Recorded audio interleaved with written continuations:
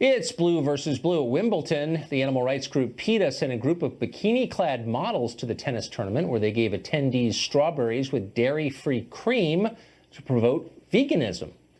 Sounds harmless enough, but now PETA is being denounced by feminists for, quote, 70s-style sexism, using attractive women to get attention, critics say, is a form of bodily exploitation, no different from milking cows. Wendy Osifo is a feminist and a political commentator, and she joins us now. So, Wendy, if this bothers you, what's it like for you to go to the beach where there are literally thousands of women in bikinis? I mean, you must go crazy. Do you try to cover them, or how do you respond?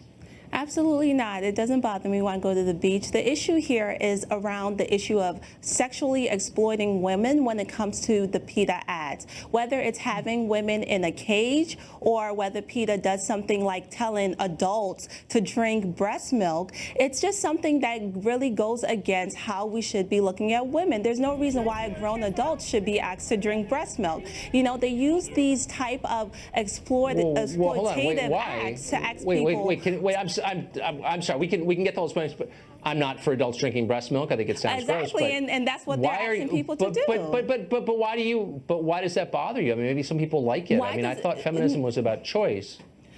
Actually, feminism is making sure that women and men have equal rights. So what PETA is doing is they're trying to over-sexualize women to make people buy their products and buy their mission. And at the end of the day, I think that what PETA is doing is great. I think it's awesome. No one believes in animal cruelty, and quite frankly, if you do, then we have to look at you a certain type of way. But at the end of the day, it's about mission and mission creep. If you have to use women in a sexual manner to be able to advance your mission, then you have to question whether your method is flawed.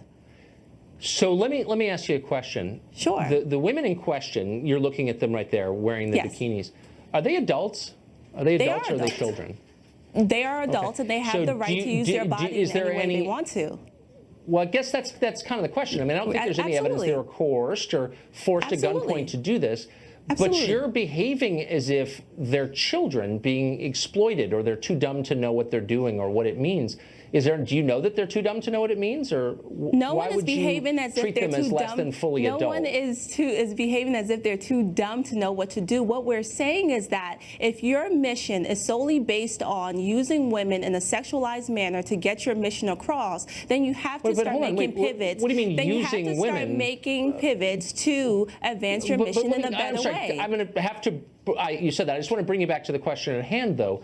I answered it. These women chose to do this. No, they chose to do it. And I thought that part of equality was being able to make your own choices, even choices others might disagree with, because as an adult, you have that agency, that freedom to do it. So when did these women lose the right to wear bikinis if they want to? And who are you to tell them they can't? And they never lost that right, Tucker. What is being said is that if a company historically and systematically uses women in a sexualized manner to continuously try to get their mission across, whether you have women locked up in a cage, but what if they volunteered for it? But hold on, what about the, okay, you're making generalizations about all women. I'm not making generalizations. I'm actually giving you specifics of what PETA has done in the past. Two specific women. But what if they want to? What if they volunteered for it? What if this is their choice? And I think the evidence suggests it is their choice, and they did want to. It is their choice. That's not a valid expression of feminism? What you're doing is you're trying to place blame on the individuals as opposed to looking at the $1 million company. I'm not blaming. I'm not against strawberries and cream, honestly. And that's exactly what you're doing, because you keep on asking about the women. It's not about the women, because I'm sure they were paid for it. I'm sure they didn't do this against their will. It's not about the women. Okay, right. You just answered your own question, because it's not actually about the women, is it?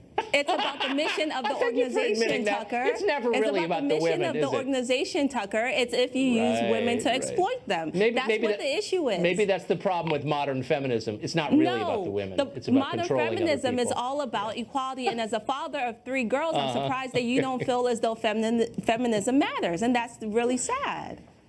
I live with 4 women in my house, and I treat them like adults because they are, and because I respect them.